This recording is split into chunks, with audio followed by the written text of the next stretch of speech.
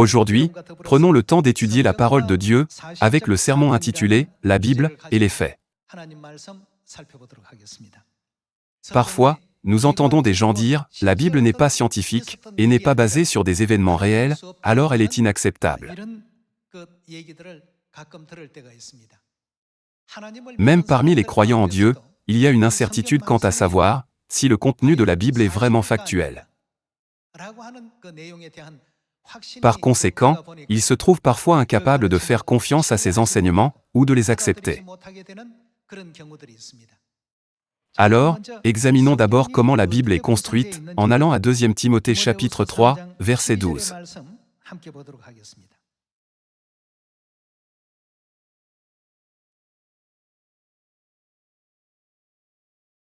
Or, tous ceux qui veulent vivre pieusement en Jésus-Christ seront persécutés. Mais les hommes méchants et imposteurs avanceront toujours plus dans le mal, égarant les autres et égarés eux-mêmes. Toi, demeure dans les choses que tu as apprises et reconnues certaines, sachant de qui tu les as apprises. Dès ton enfance, tu connais les saintes lettres, qui peuvent te rendre sage à salut par la foi en Jésus-Christ. Toute écriture est quoi? Inspirée de Dieu. Dieu a répandu le Saint-Esprit, et il a créé lui-même toute écriture. Voyons de nouveau le verset 16. Toute écriture est inspirée de Dieu, et utile pour enseigner, pour convaincre, pour corriger, pour instruire dans la justice, afin que l'homme de Dieu soit accompli, et propre à toute bonne œuvre.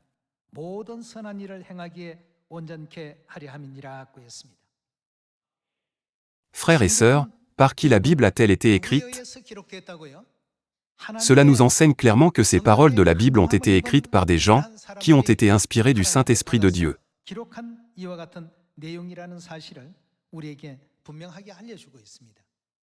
Alors, de la Genèse à l'Apocalypse, cela s'étend sur différentes époques.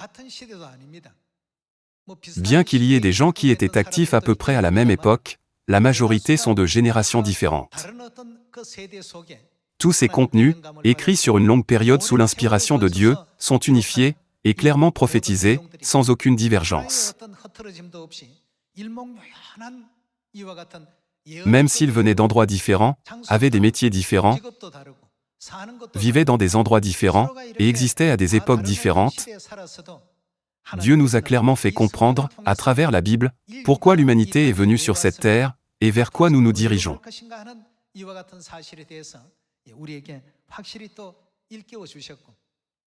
Pour assurer cette compréhension, Dieu a envoyé des prophètes sur la terre à chaque temps.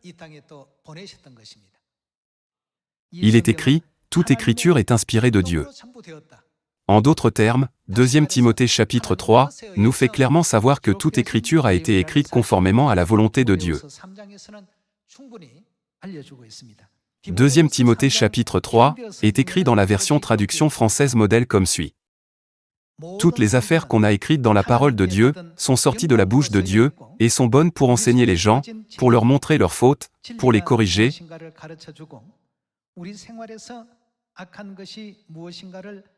et pour les instruire de vivre dans la justice, de marcher dans l'affaire juste. C'est écrit de cette manière. Par conséquent, tout d'abord, nous devons comprendre que toutes ces paroles écrites dans la Bible proviennent de Dieu et qu'elles n'ont pas été écrites sur la base des pensées ou des opinions personnelles des hommes. Lorsque les gens lisent Actes des Apôtres ou les épîtres du Nouveau Testament, ils demandent souvent, n'est-ce pas simplement une lettre que l'apôtre Paul a écrite à une certaine église? On croit à tort que la Bible a été créée et composée par de simples humains, mais de la première page de la Bible à la dernière page de la Bible, nous devons fermement croire que Dieu, qui prévoit tout, la fin dès le commencement, a placé tous ces éléments enseignements qu'il contient pour le salut de l'humanité. Par conséquent, que devons-nous faire avec les paroles écrites dans la Bible? Puisqu'il contient la volonté de Dieu pour le salut, n'y ajoutez jamais d'opinion personnelle des hommes, et n'en retranchez rien. Certaines parties de la Bible révèlent la volonté de Dieu par l'histoire, d'autres parties révèlent la volonté de Dieu par la prophétie, et d'autres parties encore révèlent la volonté de Dieu à travers les épîtres. Il existe différentes manières.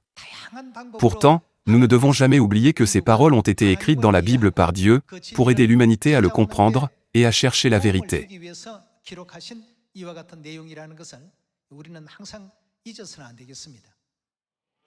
Puisque les gens ne pensent pas de cette manière, mais qu'ils croient en pensant, ceci n'est qu'un texte écrit par une personne, ils ont inévitablement des pensées irrationnelles, qui déforment la volonté de Dieu tout au long de la Bible.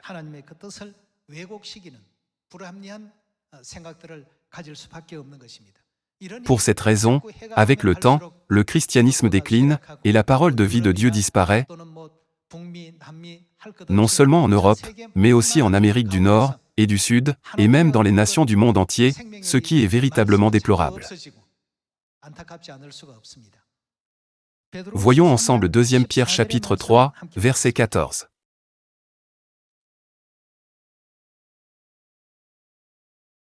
Dans le chapitre 3, verset 14, il est écrit: « C'est pourquoi, bien-aimés, en attendant ces choses, appliquez-vous à être trouvés par lui sans tache et irréprochable dans la paix. » Croyez que la patience de notre Seigneur est votre salut, comme notre bien-aimé frère Paul vous l'a aussi écrit, selon la sagesse qui lui a été donnée. C'est ce qu'il fait dans toutes les lettres, où il parle de ces choses, dans lesquelles il y a des points difficiles à comprendre, dont les personnes ignorantes et mal affermies, que font-elles? Elles tordent le sens, comme celui des autres Écritures. Elles tordent la Bible avec des interprétations rusées. En d'autres termes, elles déforment les paroles. Par conséquent, que leur arrivera-t-il? Pour leur propre ruine. Vous donc, bien-aimés, qui êtes avertis, tenez-vous sur vos gardes, c'est-à-dire, soyez prudents, de peur qu'entraînés par l'égarement des impies, vous ne veniez à déchoir de votre fermeté. Mais croissez dans la grâce, et dans la connaissance de notre Seigneur, et Sauveur Jésus-Christ. À lui soit la gloire, maintenant et pour l'éternité. Amen. Comme nous pouvons le voir à partir des paroles données ici, la Bible ne doit pas être interprétée par qui que ce soit. Alors, nous devons écouter l'interprétation de Dieu, l'auteur original qui a ordonné d'écrire la Bible. D'après Michée chapitre 4, qu'est-ce que Dieu dit qu'il fera lorsqu'il viendra à Sion, dans les derniers jours? Voyons la prophétie dans Michée chapitre 4.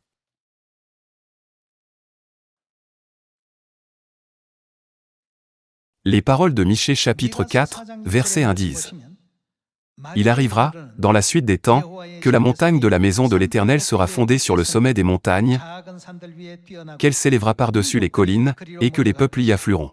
Des nations s'y rendront en foule, et diront: Venez, et montons à la montagne de l'Éternel, à la maison du Dieu de Jacob, afin qu'il... Que fera-t-il? Il nous enseigne ses voies. Quand cela se produira-t-il? Cela se produira dans la suite des temps, c'est-à-dire, dans les derniers jours. Dans les derniers jours, Dieu lui-même viendra, et nous enseignera ses voies. Et que nous marchions dans ses sentiers. Nous ne créons pas de nouvelles doctrines, ou de nouveaux enseignements. La Bible nous enseigne qu'il est mauvais de déformer les paroles de Dieu avec des interprétations rusées.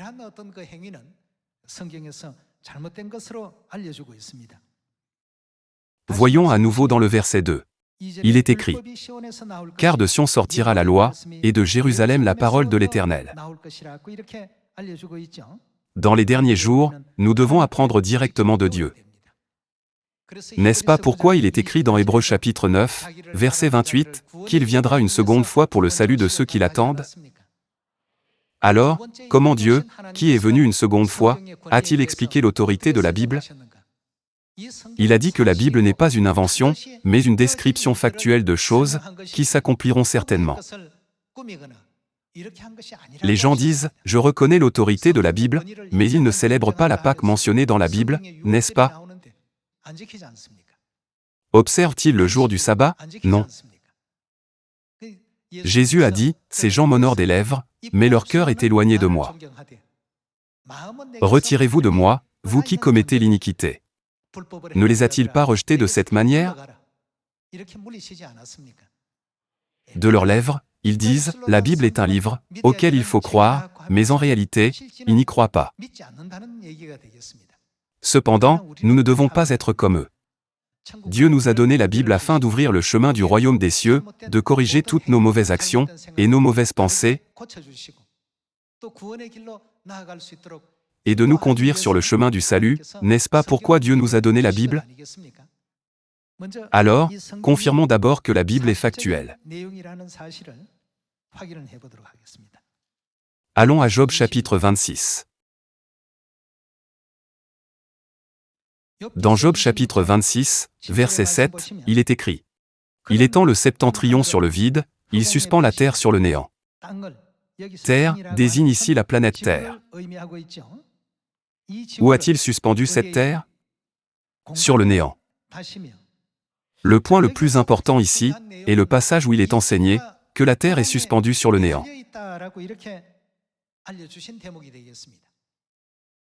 Le livre de Job a été écrit il y a environ 3500 ans. Dieu a révélé la position de la terre, qui est suspendue par Job il y a 3500 ans.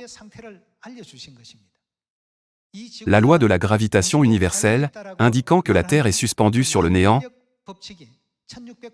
a été officiellement connue du monde entier, grâce à un scientifique nommé Newton vers 1687.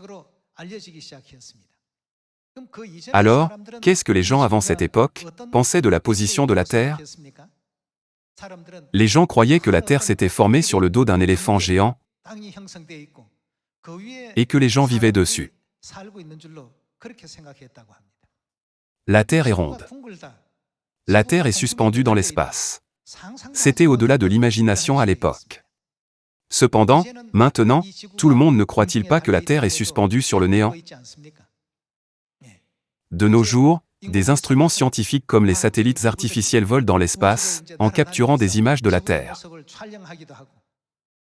Étonnamment, cependant, Dieu l'avait déjà révélé par un prophète il y a 3500 ans, mais les gens de l'époque y croyaient-ils? Avec la compréhension scientifique des gens à l'époque, il était inimaginable que cet immense morceau de terre soit suspendu sur le néant sans aucun support. Cependant, qu'a dit Dieu des milliers d'années à l'avance? La terre est suspendue sur le néant. Cela ne nous permet-il pas de réaffirmer à quel point tous les écrits de la Bible, la parole de Dieu, sont factuels? Puisque la Bible précède la science de cette manière, avec la compréhension limitée des êtres humains, nous ne pouvons pas pleinement comprendre la volonté de Dieu. C'est pourquoi il était si difficile pour les gens à l'époque d'accepter la vérité. Nous disons, il y a le royaume éternel des cieux. La Bible dit-elle qu'il y a un royaume des cieux ou non? Cependant, les gens n'y croient pas. Nous disons, l'enfer existe. Cependant, les gens n'en doutent-ils pas? Puisqu'ils n'y croient pas, ils ne cherchent pas le chemin du royaume des cieux en Dieu. Les gens sont dans une situation pitoyable et insensée, puisqu'ils ne viennent pas apprendre les moyens spécifiques d'éviter l'enfer, n'est-ce pas? Toutes les paroles de Dieu ont des milliers, ou des dizaines de milliers d'années d'avance sur les pensées des gens, et Dieu a déjà fait connaître toutes ces vérités à l'humanité par la Bible.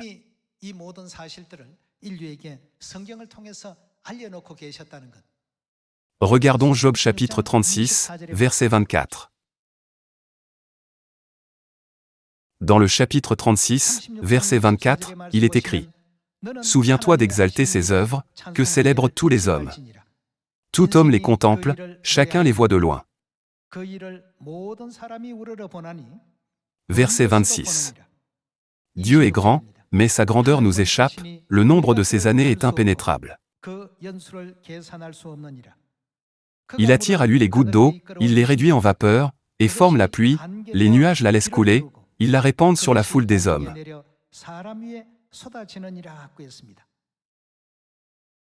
L'expression « attirer les gouttes d'eau » signifie que l'eau se transforme en vapeur et s'élève dans l'air. Elle se condense dans l'air et devient des nuées, qui se déverse ensuite sur la terre sous forme d'averses abondantes. Nous pouvons voir que Dieu a décrit avec précision le processus du cycle de l'eau dans Job chapitre 36, à l'époque où les gens pensaient que la pluie était simplement de l'eau tombant du ciel.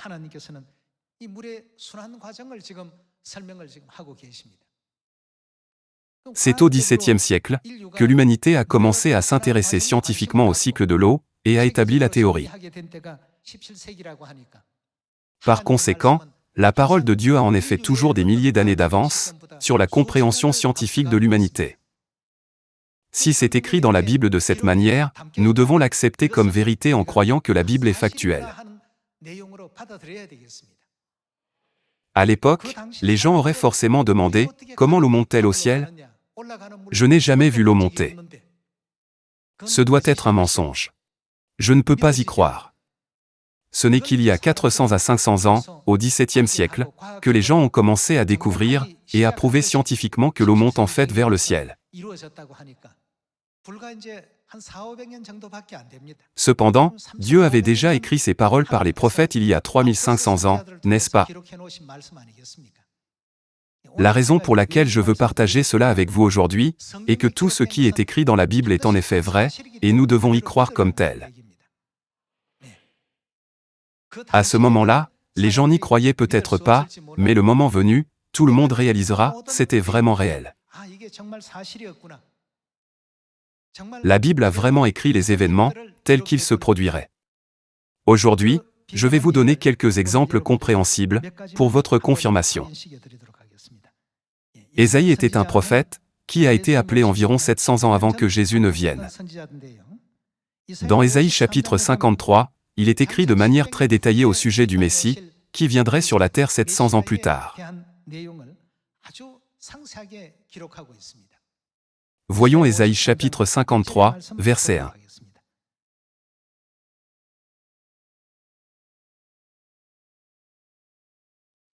Qui a cru à ce qui nous était annoncé? Qui a reconnu le bras de l'Éternel? Il s'est élevé devant lui comme une faible plante, comme un rejeton qui sort d'une terre desséchée. Il n'avait ni beauté, ni éclat pour attirer nos regards, et son aspect n'avait rien pour nous plaire.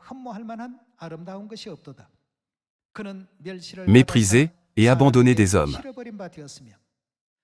Le prophète Ésaïe a prophétisé au sujet d'une personne spécifique, qui apparaîtrait 700 ans plus tard, et qui serait méprisée et rejetée par l'humanité. Homme de douleur et habitué à la souffrance, semblable à celui dont on détourne le visage, nous l'avons dédaigné, nous n'avons fait de lui aucun cas.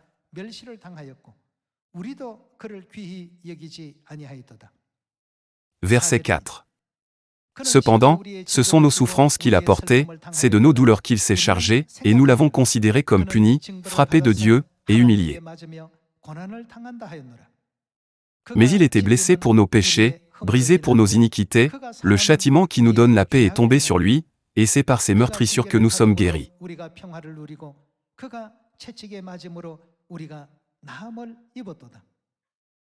Nous étions tous errants comme des brebis, chacun suivait sa propre voie, et l'Éternel a fait retomber sur lui l'iniquité de nous tous.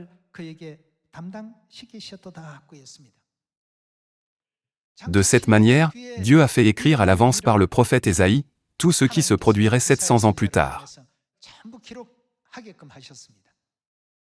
Alors, ces événements se sont-ils effectivement produits 700 ans plus tard? Tout ce qui est écrit s'est passé exactement comme il a été écrit, en reflétant précisément les descriptions. Continuons à examiner cela. Il a été maltraité et opprimé, et il n'a point ouvert la bouche, semblable à un agneau qu'on mène à la boucherie, à une brebis muette devant ceux qui la tondent, il n'a point ouvert la bouche. Il est écrit que toutes ces choses se produiront à cause de nos péchés et de nos iniquités. Voyons le verset 8. Il a été enlevé par l'angoisse et le châtiment, et parmi ceux de sa génération, qui a cru qu'il était retranché de la terre des vivants, et frappé pour les péchés de mon peuple? On a mis son sépulcre parmi les méchants, son tombeau avec le riche, quoiqu'il n'ait point commis de violence, et qu'il n'y ait point eu de fraude dans sa bouche. Dans la vie de Jésus, tout s'est passé exactement comme il avait été prédit, sans rien d'inaccompli ou d'ajouté. Il a été déposé dans le tombeau d'un homme riche d'Arimathie, nommé Joseph. De plus, avec qui a-t-il été crucifié? Il a été crucifié avec 2 brigands, des méchants, de chaque côté. A-t-il été fouetté ou non? A-t-il été injustement condamné ou non? A-t-il été percé ou non? De la première prophétie à la dernière prophétie, tout s'est accompli comme cela avait été écrit. Par conséquent, nous pouvons confirmer que la Bible contient effectivement des paroles de Dieu qui ont été écrites à l'avance pour prédire précisément les événements futurs. Nous pouvons également confirmer que ces paroles n'ont pas été écrites comme une fiction ou fruit de l'imagination de quelqu'un, n'est-ce pas? Nous ne devons rien ajouter à la Bible et rien en retrancher, tout en soutenant son autorité absolue. C'est parce que ce sont les paroles de Dieu. Dieu a créé chaque plan de salut sans même 0,001% d'erreur. Comment pouvons-nous, de simples humains, prétendre débattre de la parole de Dieu en disant « cela devrait être comme ceci ou cela ». Vraiment, Jésus a précisément accompli ces paroles, telles qu'elles étaient énoncées dans Ésaïe 53. Confirmons cela en allant à Matthieu chapitre 27, verset 57.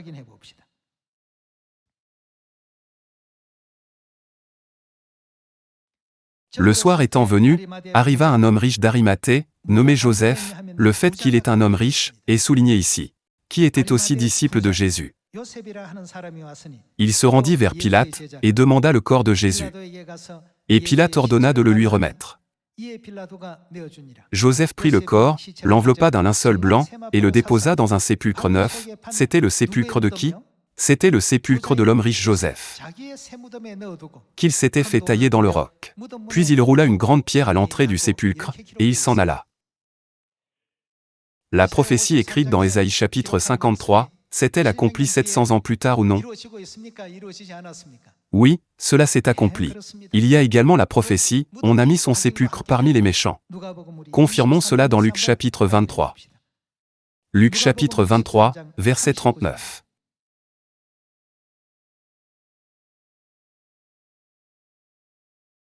L'un des malfaiteurs crucifiés l'injuriait, disant « N'es-tu pas le Christ?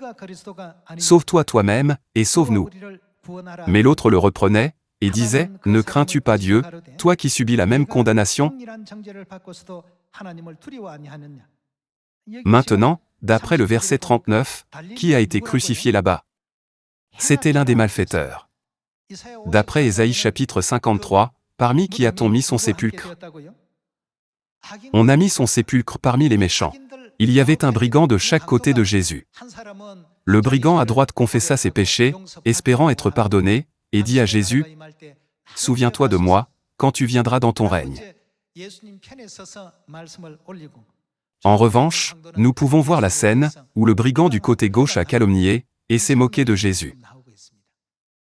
Finalement, on a mis son sépulcre parmi les méchants, et après sa mort, il a été placé dans la tombe d'un homme riche d'Arimathie nommé Joseph. Dieu, par le prophète Ésaïe, a décrit avec précision toutes les œuvres de Jésus-Christ, qui apparaîtraient 700 ans plus tard. Par conséquent, nous ne devons pas prêter l'oreille à ceux qui n'ont pas la foi, ou qui ne croient pas en la Bible, mais nous rappeler que la Bible est la parole absolue de Dieu, et contient tout ce qui se passera à l'avenir. Si les gens d'il y a 3500 ans avaient su que la Terre est suspendue dans l'espace, ils auraient été consternés. Cependant, tout comme la science a maintenant prouvé que la Terre est effectivement suspendue dans l'espace, le jour n'est pas loin où Dieu nous permettra de voir de nos propres yeux que l'existence du ciel et de l'enfer est bien réelle. J'espère qu'aucune seule personne n'entrera dans les flammes éternelles de l'enfer. Il a fait très chaud ces derniers temps. Cela n'a-t-il pas été pénible et douloureux? La vie quotidienne est devenue quelque peu difficile en raison des températures continuellement élevées. En considérant le tourment d'une éternité dans les temps de feu décrits comme l'enfer, nous devons rapidement conduire tout le monde à la vérité, où ils peuvent recevoir le pardon des péchés et le salut, afin qu'ils n'aillent pas en enfer. C'est parce que tous les contenus écrits dans la Bible sont en effet factuels. Même si Dieu a informé l'humanité de toutes ces questions factuelles, les gens n'ont toujours pas la foi en elles. Si je meurs, j'irai en enfer. Tous les autres y vont aussi. Qu'est-ce qui ne va pas? Ce sont les plus pitoyables. Par conséquent, il est crucial que chacun comprenne avec précision le contenu de la Bible et ait la confiance absolue que tout ce qui y est écrit s'accomplira effectivement.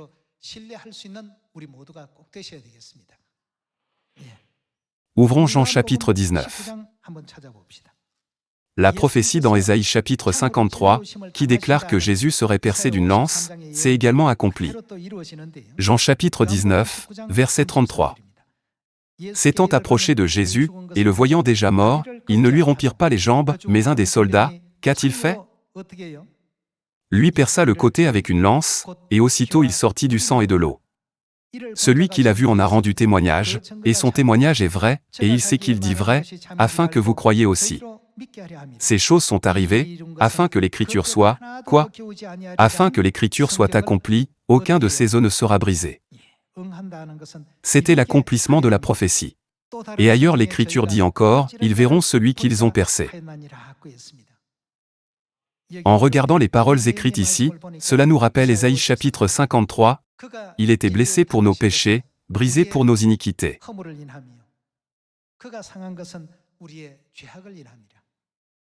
C'est comme si le prophète Ésaïe avait voyagé dans une machine à remonter, le temps jusqu'au temps de Jésus, avait été témoin de tout ce qui se passait, et l'avait écrit exactement 700 ans plus tôt. Nous devons nous souvenir que la Bible possède ces caractéristiques. Ainsi, Jésus, qui est venu sur cette terre il y a 2000 ans, nous a également enseigné les caractéristiques de la Bible. Voyons Luc chapitre 24, verset 25.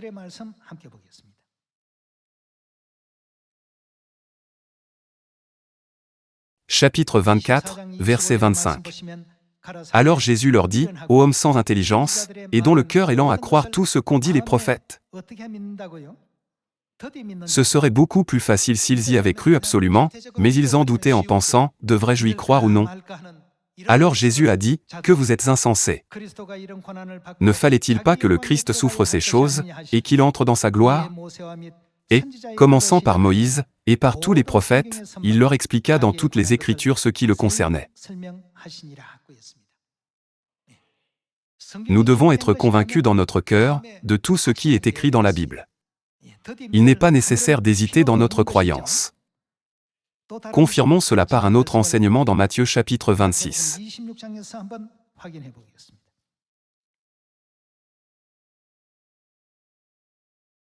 Jetons un œil à Matthieu chapitre 26, verset 51. Et voici, un de ceux qui étaient avec Jésus étendit la main, et tira son épée, il frappa le serviteur du souverain sacrificateur, et lui emporta l'oreille. Alors Jésus lui dit, remets ton épée à sa place, car tous ceux qui prendront l'épée périront par l'épée. Penses-tu que je ne puisse pas invoquer mon Père, qui me donnerait à l'instant plus de 12 légions d'anges? Comment donc s'accompliraient les Écritures, d'après lesquelles il doit en être ainsi?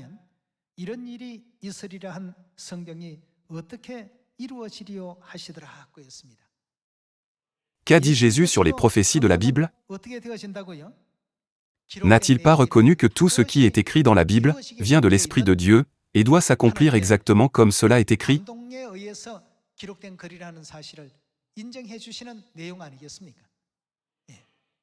Il voulait dire, ce n'est pas parce que tu fais cela que la prophétie ne s'accomplira pas. Remets ton épée à sa place. À travers ces paroles de Jésus, nous pouvons être certains que la Bible est écrite avec des choses qui doivent sûrement s'accomplir, n'est-ce pas?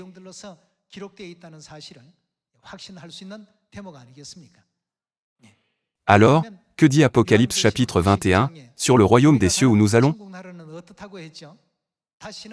Dieu nous a éveillés au fait qu'il n'y aura plus ni mort, ni deuil, ni cri, ni douleur,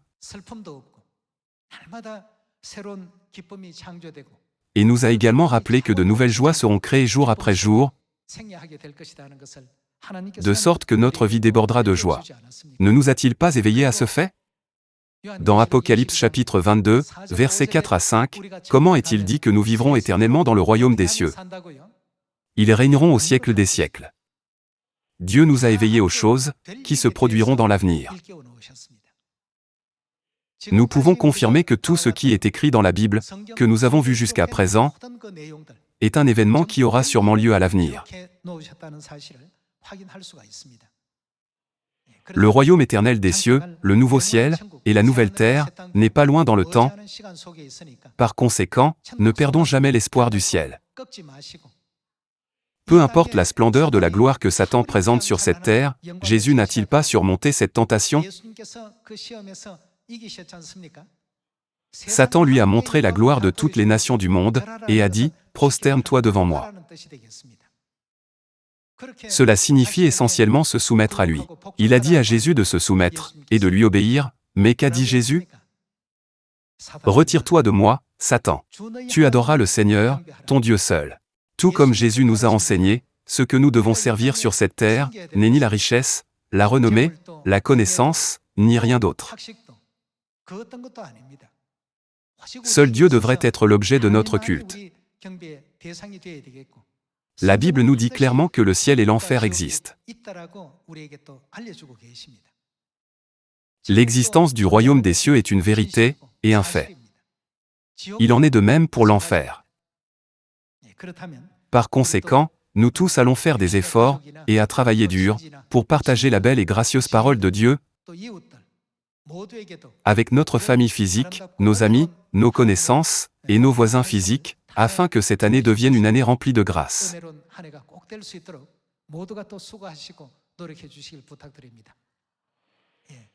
Les membres de notre famille de Sion, qui gardent la foi au milieu de divers défis, restons tous forts. En demandant sincèrement une fois de plus que chacun d'entre vous devienne un enfant céleste, en veillant à ce que personne ne soit laissé pour compte, j'aimerais conclure le sermon d'aujourd'hui. Merci.